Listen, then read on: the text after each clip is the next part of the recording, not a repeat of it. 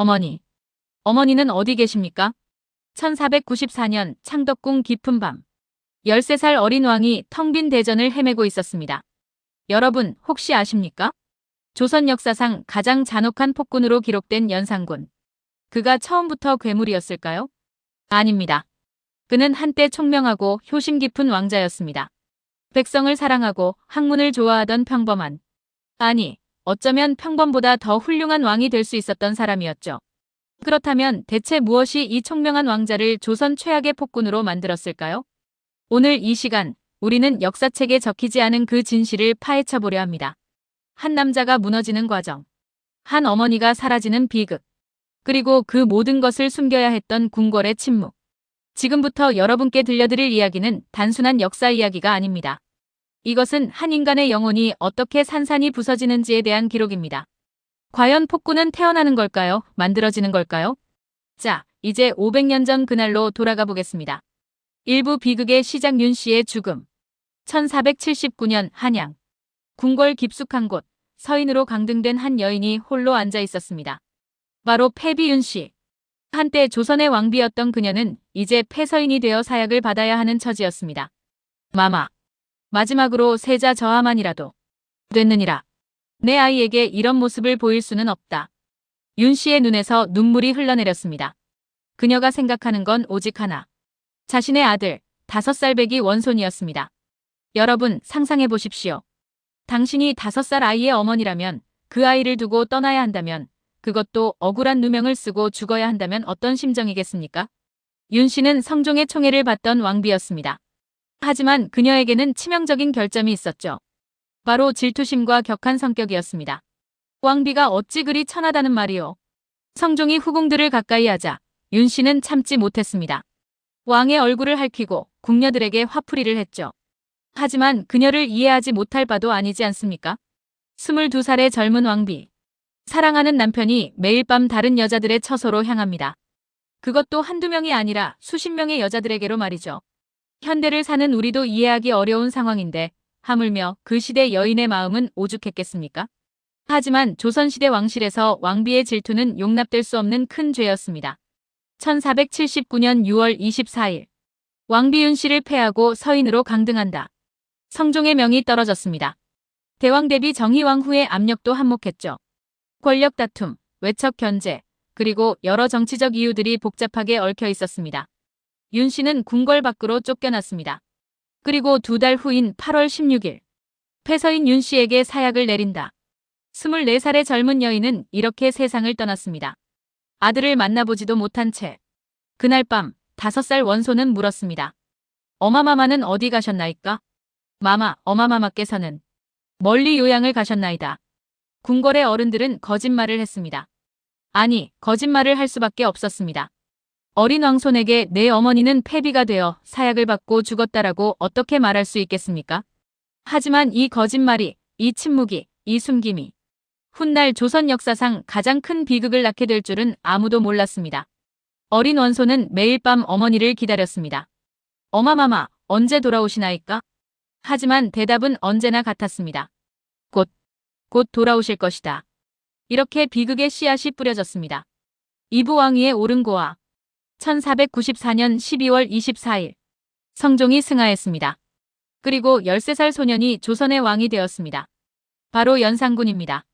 과인이 이제 왕이란 말이냐? 어린 왕은 혼란스러웠습니다. 아버지는 갑자기 돌아가셨고 어머니는 여전히 어디 있는지 모릅니다. 주변에는 자신을 이용하려는 신하들 뿐. 여러분 생각해 보십시오. 13살. 중학교 1학년 나이입니다. 그 나이에 한 나라의 왕이 된다는 것이 얼마나 큰 부담이겠습니까? 더구나 진짜 어머니가 어디 있는지도 모르는 채로 말입니다. 연산군은 처음에는 성군이 되려고 노력했습니다. 백성들이 굶주린다 하니 환국을 풀도록 하라. 과도한 진상은 백성의 삶을 피폐하게 한다. 줄이도록 하라. 실록의 기록을 보면 초기의 연산군은 나름 백성을 생각하는 군주였습니다. 하지만 그의 마음속 깊은 곳에는 언제나 한 가지 의문이 자리 잡고 있었습니다. 어마마마는 왜 나를 버리고 가셨을까? 궁궐의 신하들은 계속 거짓말을 했습니다. 대비마마께서는 병환으로 돌아가셨나이다. 하지만 뭔가 이상했습니다. 어머니의 무덤도 없고 제사도 지낼 수 없었으니까요. 어찌하여 어마마마의 신주가 없느냐? 그것은 규례가 그러하옵니다. 규례? 무슨 규례가 어미의 제사도 못 지내게 한다는 말이냐? 연산군의 목소리가 높아졌습니다. 하지만 신하들은 계속 입을 다물었습니다. 아니, 다물 수밖에 없었죠. 그들 중 많은 이가 윤 씨를 폐위시키는 데 찬성했던 사람들이었으니까요. 진실을 말하는 순간 자신들의 목이 날아갈 것이 뻔했습니다. 이렇게 연산군은 진실을 알지 못한 채 왕위에 있었습니다. 하지만 의심은 점점 커져갔습니다. 어느 날 연산군은 우연히 오래된 문서를 보게 되었습니다. 거기에는 폐비라는 글자가 있었죠. 폐비? 이게 무슨 뜻이냐? 그것은 별 의미 없는 기록이옵니다. 거짓말. 왜들 그리 숨기려 드느냐? 연산군의 불안과 의심은 날로 커져갔습니다. 그리고 그의 성격도 점점 변해갔습니다. 처음에는 신하들의 말을 잘 듣던 왕이 점점 독단적이 되어갔죠. 자신의 질문에 제대로 대답하지 않는 신하들을 믿을 수 없었기 때문입니다. 너희들은 모두 과인을 속이고 있구나. 왕의 외침에도 신하들은 침묵으로 일관했습니다. 이 침묵이, 이 거짓이 연산군을 점점 더 깊은 어둠 속으로 밀어넣고 있었습니다. 삼부 진실의 문이 열리다. 1504년 연산군 10년. 왕이 된 지 10년이 흘렀습니다. 이제 23살이 된 연산군은 여전히 어머니에 대한 진실을 몰랐습니다. 하지만 운명의 그날이 다가오고 있었습니다. 어느 날 임사홍이라는 신하가 은밀히 왕을 찾아왔습니다. 전하, 신이 아래옵기 황공하오나. 전하께서 꼭 아셔야 할 일이 있어옵니다. 무슨 일이냐? 생모 윤 씨에 대한 일이옵니다. 그 순간 연산군의 심장이 멈춘 듯 했습니다. 생모? 윤 씨? 그게 무슨 소리냐?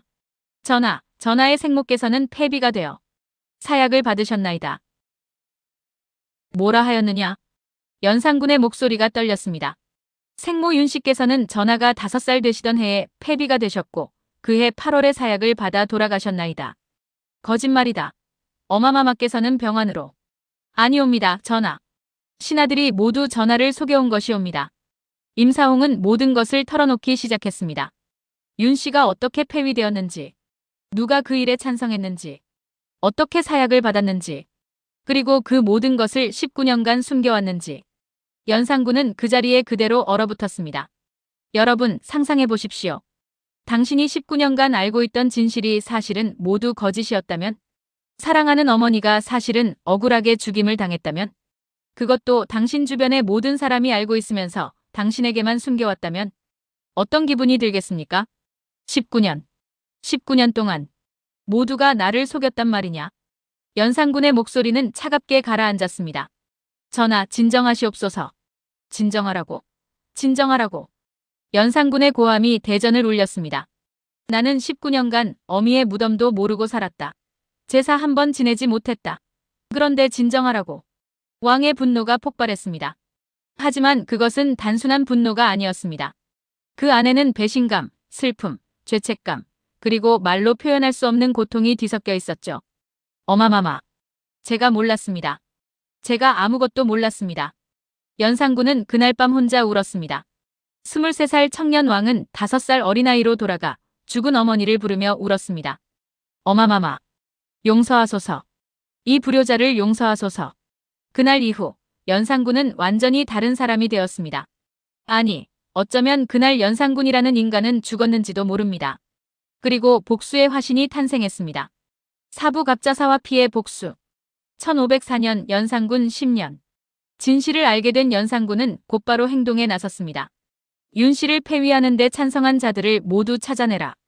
어마마마를 모함한 자들을 모두 찾아내라. 그리고 그들을 모두 벌하라. 이것이 바로 조선 역사상 가장 참혹한 사건 중 하나인 갑자사화의 시작이었습니다. 연산군은 먼저 죽은 자들부터 처벌했습니다. 윤필상, 한명회, 정창손. 이들은 모두 부관참시하라. 부관참시. 이미 죽어묻힌 사람의 무덤을 파헤쳐 시신의 목을 베는 형벌입니다. 죽은 지 20년이 넘은 신하들의 무덤이 파헤쳐졌습니다. 그리고 그들의 뼈가 갈기갈기 찢어졌죠. 어마마마의 원한을 이제라도 갚아드리겠나이다. 하지만 그것으로 끝이 아니었습니다. 살아있는 신하들에게도 처벌이 내려졌습니다.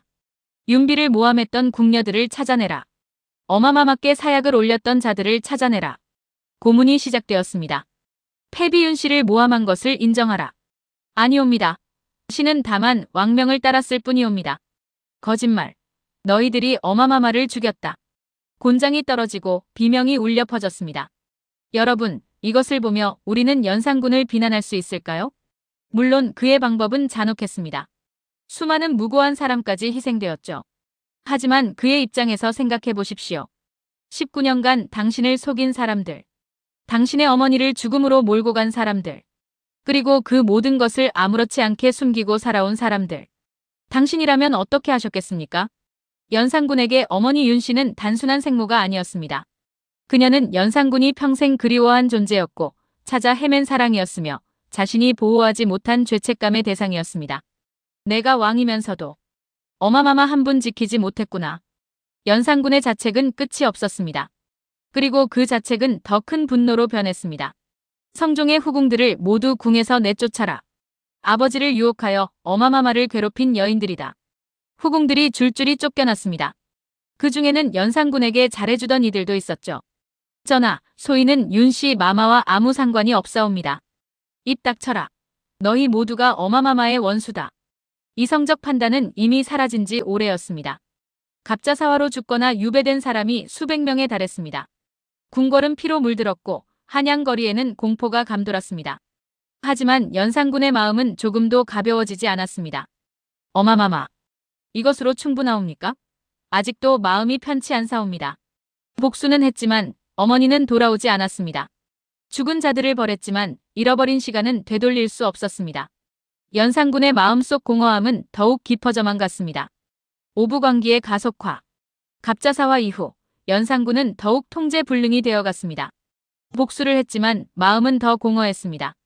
그 공허함을 채우기 위해 그는 점점 더 극단적인 행동을 했죠. 경복궁을 헐어내고 그 자리에 연못을 만들라. 전하, 그것은 태조께서 세우신 궁궐이옵니다. 상관없다. 과인이 원하는 대로 하라. 백성들이 동원되었습니다.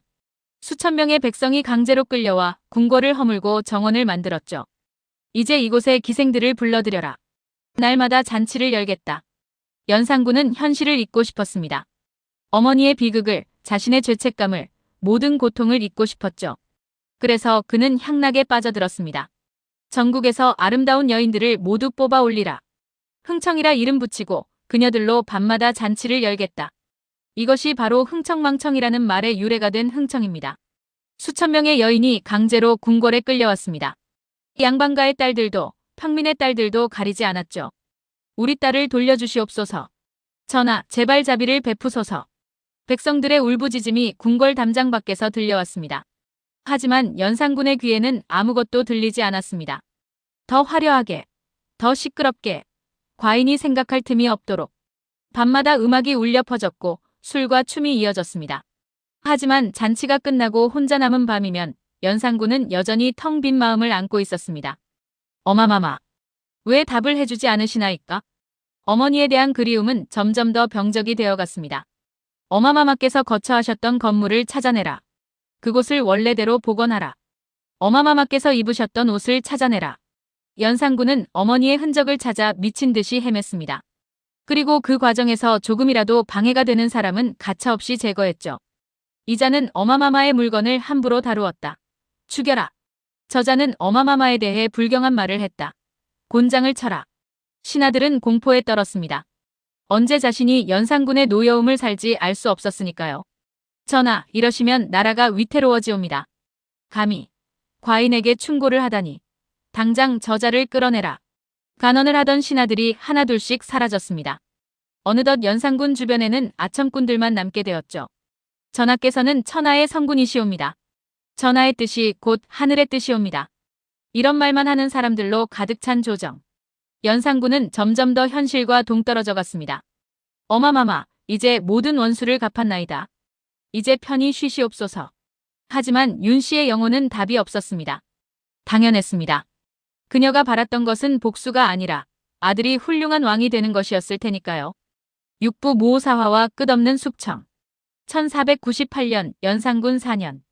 갑자사화 전에 이미 한 번의 큰 사건이 있었습니다. 바로 무오사화입니다.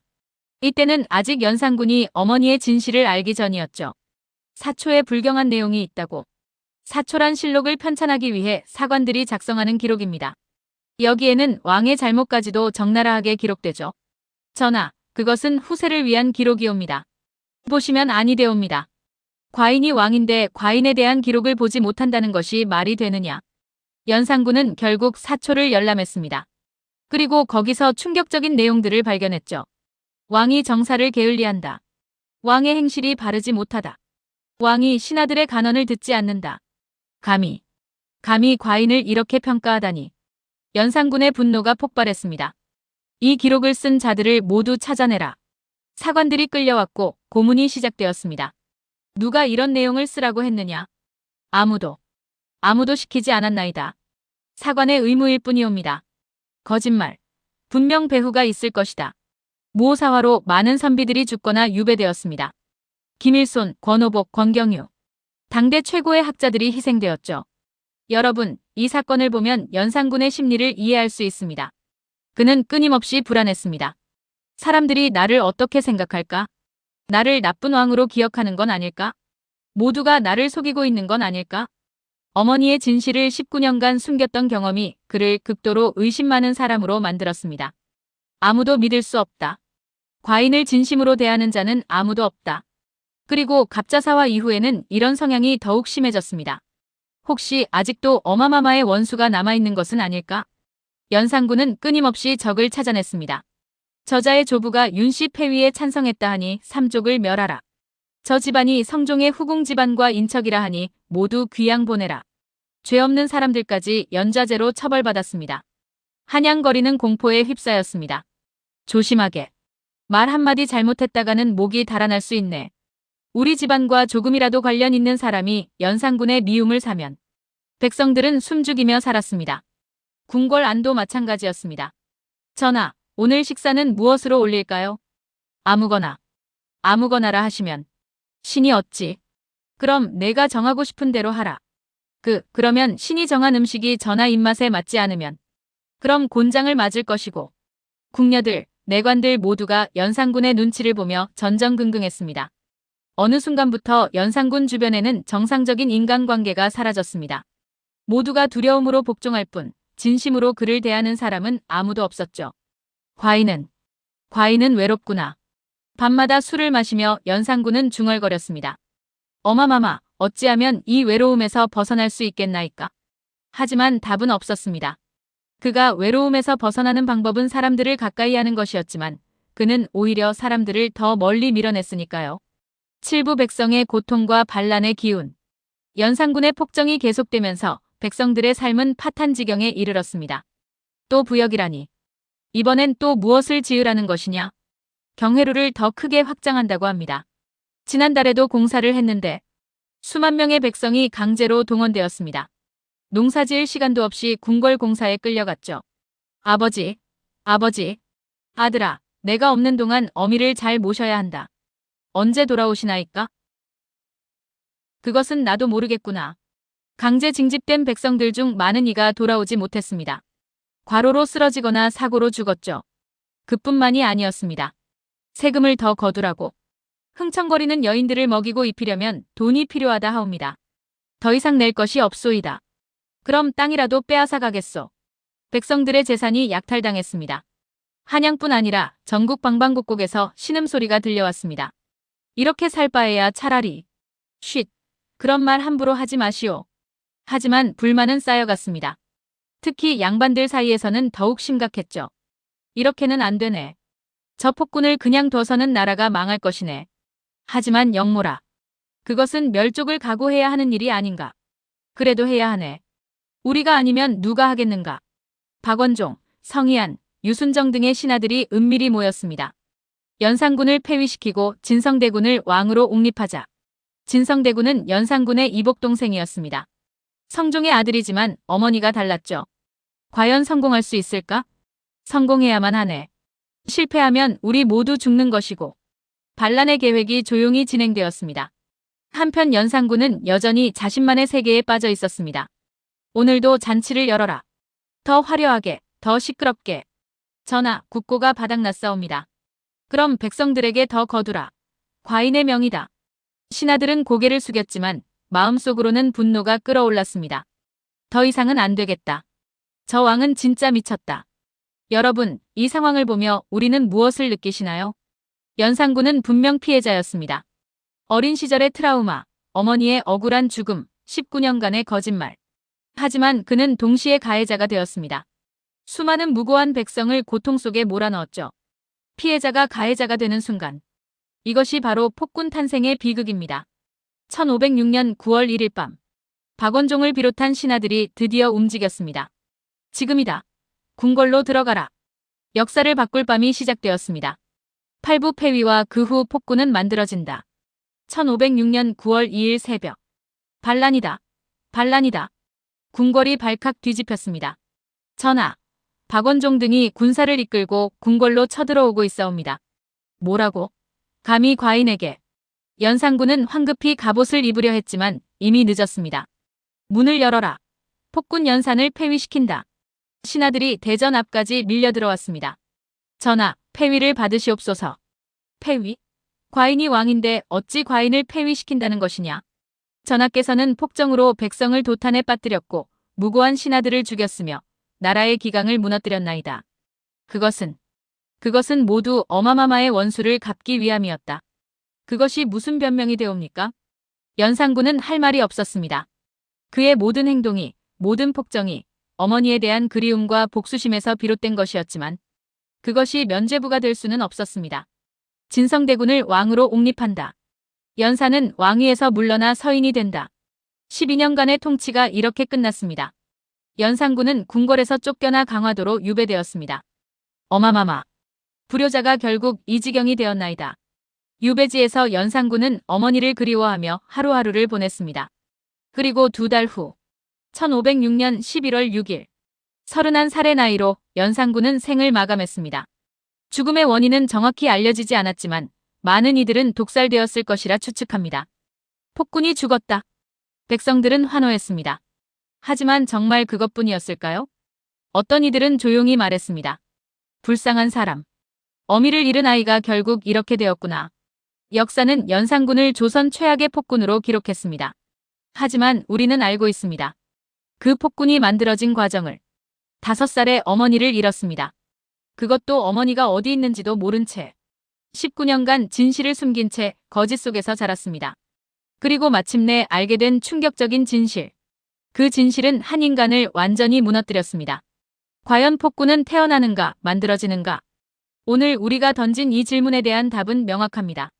연산군은 태어날 때부터 괴물이 아니었습니다. 그는 환경에 의해, 비극에 의해, 거짓에 의해 만들어진 폭군이었습니다. 만약 윤 씨가 폐위되지 않았다면, 만약 진실을 일찍 알려주었다면, 만약 주변에 그를 진심으로 대하는 사람이 있었다면 역사는 달라졌을지도 모릅니다. 여러분, 이 이야기가 우리에게 주는 교훈은 무엇일까요? 한 사람의 상처가 얼마나 큰 비극을 낳을 수 있는지, 거짓과 숨김이 얼마나 무서운 결과를 가져오는지, 그리고 사랑받지 못한 아이가 어른이 되면 어떻게 되는지. 연산군의 삶은 비극이었습니다. 어머니 윤 씨의 삶도 비극이었습니다. 그리고 그들 때문에 고통받은 수많은 백성의 삶도 비극이었습니다. 역사는 반복됩니다. 상처받은 아이들은 자라서 상처를 주는 어른이 됩니다. 우리는 이 역사에서 배워야 합니다. 아이들에게 진실을 말해주어야 합니다. 상처받은 이들을 방치해서는 안 됩니다. 그리고 무엇보다 서로를 진심으로 대해야 합니다.